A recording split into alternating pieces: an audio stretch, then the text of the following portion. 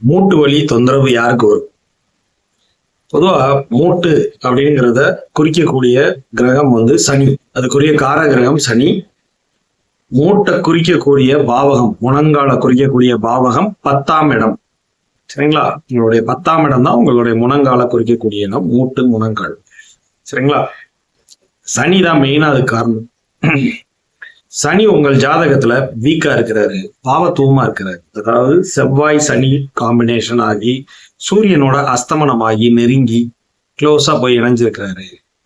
இல்ல சந்திரனோட நெருங்கி, இருள் சந்திரனோட நெருங்கி உட்கார்ந்து இருக்கிறாரு. பாவ கிரகங்கள், அதாவது ராகுவோ சனி கூட இருக்கிறது கூட, கேது கூட இருக்கிறது கூட அவ்வளோ நெகட்டிவ் இருக்காது. ராகுவோட சேர்றது நல்லதே இல்லை. ஸோ சனி வீக்கா இருக்கும் போது நிச்சயமா இந்த ஜாயிண்ட் பெயின், அதாவது மூட்டுல பெயின் வர்றதுக்குன்னா நிறைய வாய்ப்புகள் உண்டு. சரிங்களா? சனி லக்னத்துல இருந்தாலும், 4ஆம் இடத்துல இருந்தாலும், 8ஆம் இடத்துல இருந்தாலும் 10ஆம் இடத்தை பார்ப்பாரு. சரிங்களா? 4ஆம் இடத்துல இருந்தா தன்னுடைய 7ஆம் பார்வையால 10ஆம் இடத்தை தொடர்பு கொள்வாரு. 8ஆம் இடத்துல இருந்தா 3ஆம் பார்வையால தொடர்பு கொள்வாரு. லக்னத்துல இருந்தா 10ஆம் பார்வையால தொடர்பு கொள்வாரு. சரிங்களா? அப்ப அந்த பாவகம் கெட ஆரம்பிக்கும் போது என்ன ஆகும்? மூட்டு வலி வர ஆரம்பிக்கும்.